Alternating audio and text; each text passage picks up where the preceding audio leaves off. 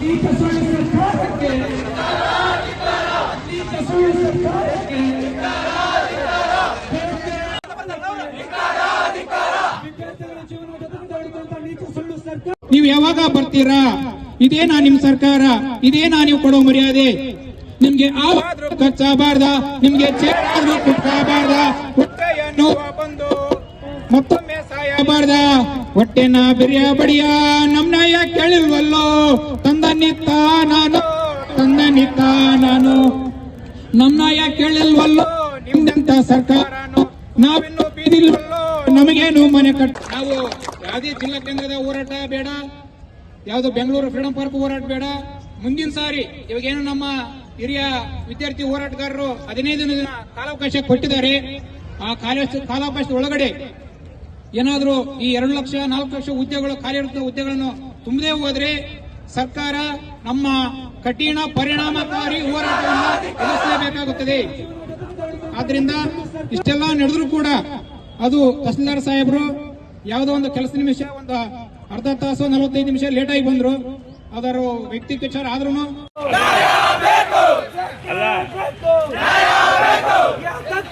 ಹೋರಾಟ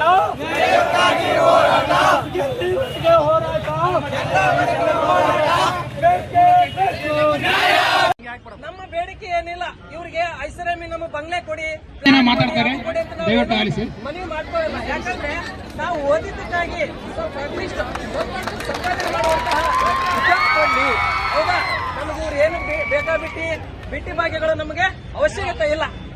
ನಮಗೇನ್ ಬೇಕು? ಉದ್ಯೋಗ ಬೇಕು. ಉದ್ಯೋಗ ಕೊಟ್ರೆ ಅದೇ ಒಂದು ದೊಡ್ಡ ಭಾಗ್ಯ ನಮ್ಮ ವಿದ್ಯಾರ್ಥಿ ಸಂಘಕ್ಕೆ ಹಾಗೂ ಎಲ್ಲಾ ಸ್ಪರ್ಧಾ ಮಿತ್ರರಿಗೆ. ಹೌದಾ, ಹಾಗಾಗಿ ಸಾಕಷ್ಟು ವಿದ್ಯಾರ್ಥಿಗಳು ಹಗಲಿರುಳು ಧಾರವಾಡದಲ್ಲಿ ಆಯ್ತು, ವಿಜಯಪುರದಲ್ಲಾಯ್ತು, ಬೆಂಗಳೂರಲ್ಲಾಯ್ತು, ಸಾಕಷ್ಟು ಇಡೀ ಕರ್ನಾಟಕ ತುಂಬಾ ಏನಾಗಿದೆ ನಿರುದ್ಯೋಗ ಸಮಸ್ಯೆ ಇದೆ. ಈ ಕೇಂದ್ರ ಸರ್ಕಾರನೂ ಅಷ್ಟೇ ನಾವೇನಾಗ್ತೀವಿ ಉದ್ಯೋಗ ಕೊಡ್ತೀವಿ ನಾವು ಅಧಿಕಾರಕ್ಕೆ ಬಂದ್ರೆ ಅಂತೇಳಿ ಅವರು ನಮಗೆ ಮಂಕುಬೂಜಿ ಏರಿಸಿದ್ರು. ಈ ರಾಜ್ಯ ಸರ್ಕಾರಗಳು ಏನಾದ್ರು ನಾವು ನಿಮ್ಗೆ ಅಧಿಕಾರಕ್ಕೆ ಬಂದ್ರೆ ಅಷ್ಟು ಉದ್ಯೋಗ ಕೊಡ್ತೀವಿ, ಇಷ್ಟು ಉದ್ಯೋಗ ಸೃಷ್ಟಿ ಮಾಡ್ತೀವಿ ಅಂತ ಹೇಳಿದ್ರು. ಆದ್ರೆ ಇನ್ನೂವರೆಗೂ ಅವ್ರಗಳ ಸಾಧನೆಯನ್ನು 0. ಹಾಗಾಗಿ ನಾವು ಎಲ್ಲಿವರೆಗೂ ತಾಳ್ಮೆಯಿಂದ ಇರಬೇಕು. ಹೌದಾ, ನಮ್ಮ ಪಕ್ಕದ ದೇಶಗಳಲ್ಲಿ ನೋಡ್ರಿ, ಬಾಂಗ್ಲಾ ಆಯ್ತು, ನೇಪಾಳ ಆಯ್ತು, ಅಲ್ಲೇನಾಯ್ತು ಇದೇ ಹಗರಣ, ಭ್ರಷ್ಟಾಚಾರ, ಉದ್ಯೋಗ ಇಲ್ಲ, ಏನೂ ಇಲ್ಲ. ಹಾಗಾಗಿ ಅಲ್ಲೆಲ್ಲ ದಂಗೆ ಎದ್ದು ಸರ್ಕಾರದ ಆಫೀಸ್ಗಳಿಗೆಲ್ಲ ಹೋಗಿ ದಂಗೆ ಎದ್ದು ಅವ್ರ ಆಫೀಸರ್ನೆಲ್ಲ ಹೊರಗೆಳೆದು, ಮಂತ್ರಿಗಳನ್ನು ಹೊರಗೆಳೆದು, ಆ ತರ ಒಂದು ಸಿಚುವೇಶನ್ ನಮ್ಮ ಭಾರತದಲ್ಲಿ, ನಮ್ಮ ಕರ್ನಾಟಕದಲ್ಲಿ ಆಗೋದು ಬೇಡ. ಹೌದಾ, ಯುವಶಕ್ತಿ ರೊಚ್ಚಿಗೆದ್ರೆ ಯಾವುದೂ ಏನಾಗಲ್ಲ, ಉಳಿಯಲ್ಲ. ಹೌದಾ, ಹಾಗಾಗಿ ನಮ್ಮ ಯುವಶಕ್ತಿ ಏನಾಗಿದೆ, ರೊಚ್ಚಿಗೆದ್ದಿದೆ. ಅಂದ್ರೆ ಇಲ್ಲಿವರೆಗೆ ಕಾದು ಏನಾಗಿದೆ, ನಮಗೆ ಏಜ ಆಗ್ತಾ ಇದೆ. ನಾವು ಓದಿದ್ದೆಲ್ಲ ಏನಾಗ್ತಿದೆ, ವ್ಯರ್ಥ ಆಗ್ತಾ ಇದೆ. ಹೌದಾ, ಓದಿದ್ದೆಲ್ಲ ವ್ಯರ್ಥ ಆಗ್ಬಿಡಂದ್ರೆ ಪ್ರತಿ ಏನು ಮಾಡಬೇಕು, ಇದೇ ತಿಂಗಳಲ್ಲಿ ನಾವು ವಿದ್ಯಾರ್ಥಿ ಸಂಘಟನೆಯಿಂದ 15 ದಿನ ಅವಕಾಶವನ್ನು ಕೊಟ್ಟಿದ್ದೀವಿ ಸರ್ಕಾರಕ್ಕೆ. ಆ 15 ದಿನದ ಒಳಗಡೆ ಅಧಿಸೂಚನೆ ಮಾಡಿಲ್ಲ ಅಂದ್ರೆ ವಿಧಾನಸೌಧ ಮುತ್ತಿಗೆ ಅಂತ ಅಧಿಕೃತವಾಗಿ ಘೋಷಣೆ ಮಾಡಿದ್ದಾರೆ ನಮ್ಮ ವಿದ್ಯಾರ್ಥಿ ಸಂಘಟನೆಯ ಕಾಂತಕುಮಾರ್ ಅಧ್ಯಕ್ಷರು. ಹಾಗಾಗಿ ಇನ್ನು ನಾವು ಮಾನ್ಯ ತಹಸೀಲ್ದಾರಿಗೂ ಸಹ ಮನವಿ ಮಾಡ್ಕೊಳ್ತಿದ್ದೀವಿ. ನಿಮ್ಮ ಸರ್ಕಾರದ ಪ್ರತಿನಿಧಿಯಾಗಿ ಬಂದಿದ್ದೀರಿ, ನೀವು ಈ ವಿಷಯವನ್ನ ಸರ್ಕಾರಕ್ಕೆ ಮುಟ್ಟಿಸಿ ಆದಷ್ಟು ಬೇಗನೆ ನೇಮಕಾತಿ ಮಾಡಲಿ.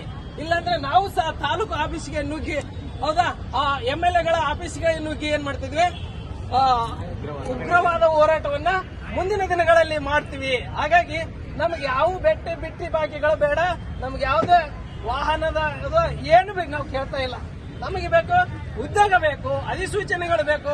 ಪ್ರತಿ ವರ್ಷ ಏನ್ ಮಾಡಿ ಸಾಕಷ್ಟು ಉದ್ಯೋಗಗಳು, ಈಗ ನೋಡಿ 2.5-3 ಲಕ್ಷ ಉದ್ಯೋಗಗಳು ಖಾಲಿ ಇದೆ.